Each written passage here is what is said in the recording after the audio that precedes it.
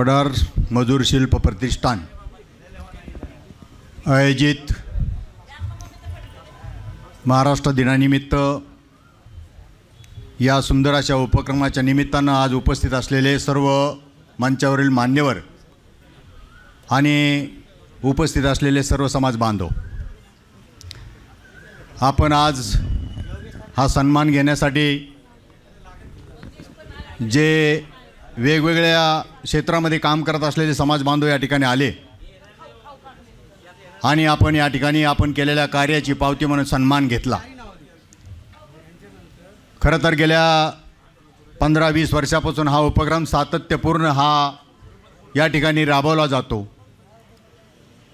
हा तसा पाहिला तर पुणे महानगरपालिकेच्या हद्दीतला उपक्रम आणि इथले स्थानिक कार्यकर्ते याच्यामध्ये जीव ओतून काम करतात आणि हा उपक्रम आयोजित करतात। परंतु आपण या ठिकाणी जर पाहिलं तर तमाम महाराष्ट्रातून समाज बांधव या ठिकाणी येतात।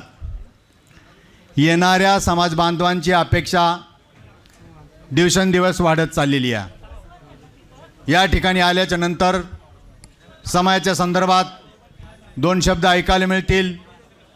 नवीन काम करणाऱ्या कार्यकर्त्यांची ओळख होईल, जेणेकरून समाजामध्ये एक नवीन चळवळ आणि समाजाला एक नवी दिशा देण्याचा उपक्रम या निमित्तानं आपल्याला प्रेरित करेल असे त्याची पाठीमागची भावना असते। बांधवांनो, सुरुवातीचा कार्यक्रम जेव्हा आपण ऐकत होतो, महापौर साहेब होते, उपमहापौर होते, नगरसेवक होते, त्यांच्याकडून झालेल्या वक्तव्याचा जर आपण थोडा ॲनालिसिस केलं तर स्थानिक पातळीचा कार्यक्रम असल्यासारखी भावना त्याच्यामध्ये जाणवत होती। परंतु जेव्हा या प्रतिष्ठाननं समाजामध्ये काम करणाऱ्या कार्यकर्त्यांचा सन्मान या ठिकाणी केला, ह्याच्या पाठीमागची भावना काय आहे? बांधवांनो, आपण जे सगळे काम करतात, आपापल्या ताकदीनं काम करता, आपापल्या प्रेरणेनं काम करता, आपापल्या एरियामध्ये काम करता, ती समाजाची गरज म्हणून ते काम होतं। स्थानिक पातळीवर आपले प्रश्न आपण सोडवण्यासाठी त्याच्यामध्ये योगदान जरी देत असलो तरी माझ्यासारख्या व्यक्तीला असं वाटतं की समाजाचे जे राज्य पातळीचे प्रश्न आहेत, देश पातळीचे प्रश्न आहेत, ह्यासाठी आणखी समाजानं ताकदीनं एकत्र आलं पाहिजे आणि त्याची प्रेरणा कुठेतरी ह्या प्रतिष्ठाननं इथं देण्याची एक छोटासा उपक्रम ते राबवतात आहे। खरं तर भरपूर सांगण्यासारखं आहे, पण मला या ठिकाणी जास्त सांगायचं नाही। पण ती एक गोष्ट मला उणीव या ठिकाणी जाणवते, ती फक्त तुमच्या समाज बांधवांच्या समोर मी मांडू इच्छितो। आपण आपलं आराध्य दैवत बजरंगबलीला पूजून नेहमी सगळे उपक्रम राबवतो। या संदर्भात एक गोष्ट मला अभ्यासातून आलेली सांगायची आहे। काय नातं आहे वडार समाजाचं आणि बजरंगाचं, ह्याचा समाजाने विचार केला पाहिजे। आपण जय बजरंग जय वडार म्हणतो खरं, पण नातं काय आहे ह्या संदर्भात समाजामध्ये अज्ञान आहे। बांधवांनो, आपल्याला या ठिकाणी रामायणाचा उल्लेख दिला जातो।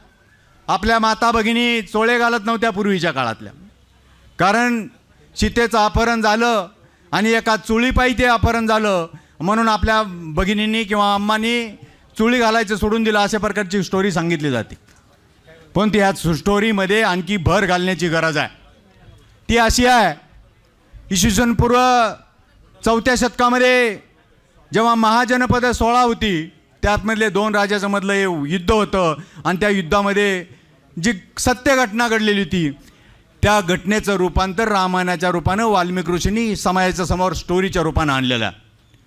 आणि त्या स्टोरीमध्ये काय सांगितलेलं आहे की जो सेतू महत्त्वाचं काम होता, सेतू बांधण्याचं काम होतं, रामाला सीताला आणायला जायचं होतं, तेव्हा त्याला सेतूची गरज होती आणि तो सेतू कोणी बांधला तर तो वानर सेनानी बांधला, असं आपल्याला रामायणामध्ये सांगितलेलं आहे।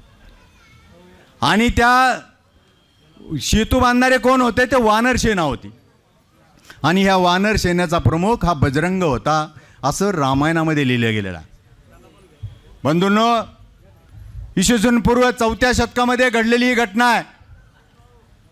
माझ्यासारख्या एका चिकित्सक अभ्यासकाला असं वाटतं, इसवी सन पूर्व 4थ्या शतकामध्ये जर रामाचा सेतू वानर बांधत असतील तर मग आजचे वानर मोकार काय, त्यांना का कामं दिली जात नाहीत, असा प्रश्न माझ्यासारख्या मनामध्ये येतो। तेव्हा संशोधन करता माझ्या लक्षात येतं की इसवी सन पूर्व 4थ्या शतकामध्ये रामाचा असणारा सेतू वानर सेनेने नाही तर तो वडार सेनेने बांधलेला आहे. हा याच्या मागचा इतिहास आपल्याला दिसून येतो.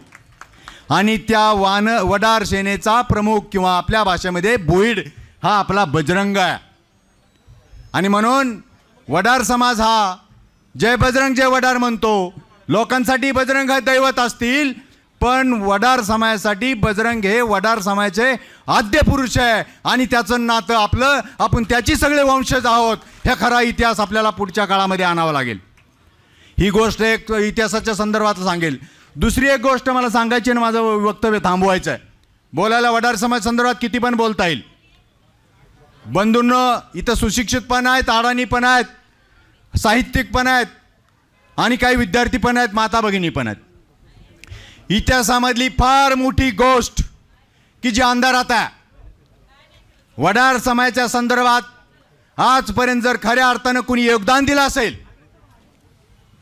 ते फक्त तोंडी नाही तर कर्तृत्वाने योगदान दिलं असेल, तर त्या माणसाला वडार समाजाने पूजलं पाहिजे की नाही पाहिजे, हा माझा तुम्हा समाजाला सवाल आहे. बंधूंनो, आपण म्हणतो फुले शाहू आंबेडकरच्या विचारांना हा समाज प्रस्थापित झालेला आहे. जरूर फुल्यांनी इथं विषमतेच्या विरोधात आपलं वैचारिक अस्त्र उभा केलं आणि समता प्रस्थापित करण्याचा प्रयत्न केला. त्याच वाटेनं शाहू महाराजांनी सुद्धा कार्य सुरू केलं आणि त्याचा पुढचा टप्पा बाबासाहेबांनी आणला. आपण फुले शाहू आंबेडकरांच्या एका कॉमन विचारानं हा समाज घडला पाहिजे अशा प्रकारचा विचार मांडतो. परंतु खोलात जाऊन जर विचार केला तर वडार समाजानं फुले शाहू आंबेडकरांच्या विचाराचा विचार करत असताना शाहू महाराजांचा विचार खोलात जाऊन केला पाहिजे. इतिहासाचं भांडार त्या ठिकाणी आपल्याला सापडेल.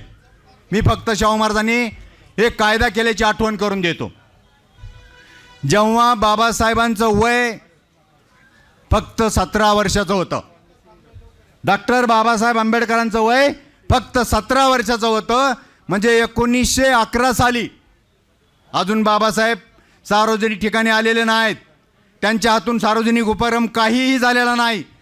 अशा वेळी छत्रपती शाहू महाराज 1911 साली एक कायदा पारित करतात आणि त्या कायदा काय आहे तर गावगाड्या बाहेरच्या सर्व लोकांना शिक्षण मोफत दिलं पाहिजे, ह्याच्यासाठी शाहू महाराजांनी कायदा केलेला आहे.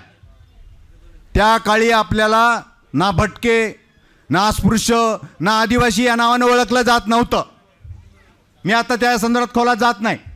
आपण सगळे डिप्रेस्ड क्लास या नावाखाली 1911 साली ओळखले जात होतो. दबलेला वर्ग. तेव्हा SC नाही, ST नाही, OBC नाही, व्हिजंटी नाही, फक्त दबलेला वर्ग, त्याला डिप्रेस्ड क्लास म्हणायचे. तेव्हा 28 नोव्हेंबर 1911 साली छत्रपती शाहू महाराजांनी ह्या दबलेल्या वर्गासाठी मोफत शिक्षण देण्यासाठी एक कायदा केला. त्या कायदा जर तुम्ही वाचला तर आपल्या डोक्यात फटकन बत्ती लागेल बांधवांनो. कायदा असा आहे, या कोल्हापूर संस्थानामध्ये रायबाग शाळा नावाची एक रायबाग शाळा आहे. या रायबाग शाळेत वडार, कैकाडी वगैरे डिप्रेस क्लासच्या मुलांना शाळेत यायचं आहे, परंतु त्यांची परिस्थिती शिक्षण घेण्याची नाही, म्हणून डिप्रेस क्लासच्या लोकांना मोफत शिक्षण देण्याचा कायदा 28 डिसेंबर 1911 साली शाहू महाराजांनी काढला आहे. बांधवांनो, ह्या कायद्यामध्ये शाहू महाराजांनी वडार समाजाचं नाव घातलेलं आहे. वडार समाजाचं नाव इतका महत्त्वाचा पुरावा. जर डिप्रेस क्लासच्या लोकांना शिक्षण मोफत देण्यासाठी शाहू महाराजांच्या डोळ्यासमोर वडार समाज होता, तर तो वडार समाज शिक्षणामध्ये आज कुठे, हे अंतर आपल्याला मनावर विचार करावा लागेल. पुढचे अनेक कायदे आहेत, ते कायदे मी आज सांगत नाही. मला 2 गोष्टी आजच्या निमित्तानं सांगायच्या होत्या. आपल्या या प्रतिष्ठानच्या निमित्तानं दरवर्षी इथं उपक्रम होतात. आपण सन्मान घेतो, कार्यासाठी प्रेरणा मिळते, परंतु बांधवाने एवढ्याच्यानी समाजाचे प्रश्न आपल्याला मार्गी लागतील असं विषय नाही. तर इतिहासातला साक्षात्कार घेऊन येणाऱ्या काळामध्ये समाजाचे हक्क अधिकार मिळवण्यासाठी आपल्याला अतिशय एका जातीने, एका तत्वानं आणि एक होऊन लढावं लागेल, तरच समाजाचं उर्वरित आयुष्य आपल्याला काहीतरी वाट्याला आणता येऊ शकेल. कारण एकच गोष्ट आहे, जर डिप्रेस क्लासच्या लोकांना शिक्षणात सवलत देण्यासाठी वडार समाज शाहू महाराजांच्या डोळ्यासमोर असेल तर पुढील काळात वडार समाज विसरला का हा प्रश्न वडार समाजाच्या मनामध्ये निर्माण झाला पाहिजे. तो जर होत नाही तर आपण मोगमा धरले जाऊ. पुढारी तुम्हाला पंक्तीला बसवतील, जेवला नाही जेवला सोडून देतील. तुमच्या शिक्षणामधले, तुमच्या आरक्षणामधले, तुमच्या घराच्या मधले हे जे हक्क अधिकार आहेत त्यासाठी तुम्ही पोचू शकणार नाही. म्हणून आपल्याला इथून पुढच्या काळामध्ये आपल्याला छत्रपती शाहू महाराजांना डोळ्यासमोर ठेवून आपल्याला पुढची वाटचाल केली तर आपली वाटचाल सोपी होणार आहे. म्हणून येणाऱ्या 26 जूनला जे महाराष्ट्रामध्ये शाहू महाराजांचा समता दिवस पाळला जातो त्यांच्या जन्मदिनानिमित्त, आणि हा जन्मदिवस ह्या डिप्रेस क्लासच्या किंवा गावगाड्या बाहेरच्या लोकांनी सणासारखा साजरा करावा असं दस्तूर खुद्द 1920 साली डॉक्टर बाबासाहेब आंबेडकरांनी आपल्या मूकनायकामध्ये छापून लिहून दिलेला आहे. अजून आपल्याला कोणताही पुराव्याची आवश्यकता नाही. म्हणून येणाऱ्या काळामध्ये बजरंगाला आपला आद्यपुरुष मानावं आणि आपला कर्तृत्ववान पुरुष म्हणजे छत्रपती शाहू महाराजांना डोळ्यासमोर जर ठेवून वडार समाजाने वाटचाल केली तर हा उपक्रम येणाऱ्या काळामध्ये मोठा होईल आणि लाखोच्या संख्येने वडार समाज या ठिकाणी येऊ शकतो अशी प्रेरणा यातून मिळेल. अशीच प्रेरणा आजच्या निमित्तानं आपण घ्यावी. या निमित्तानं मला संयोजकांनी बोलण्याची संधी दिली आणि मी नेहमीच येत असतो, कारण समाजातली लोक आली पाहिजेत, जे काम करतात त्याच्या पाठीवर थाप टाकली पाहिजे. हे अत्यंत उत्तम कार्य हे प्रतिष्ठानची लोक करतात. त्यांना आपल्या सगळ्यांच्या वतीने मनपूर्वक धन्यवाद आणि अभिनंदन करतो आणि माझे या ठिकाणी लांबलेलं भाषण थांबवतो. धन्यवाद. जय बजरंग, जय वडार.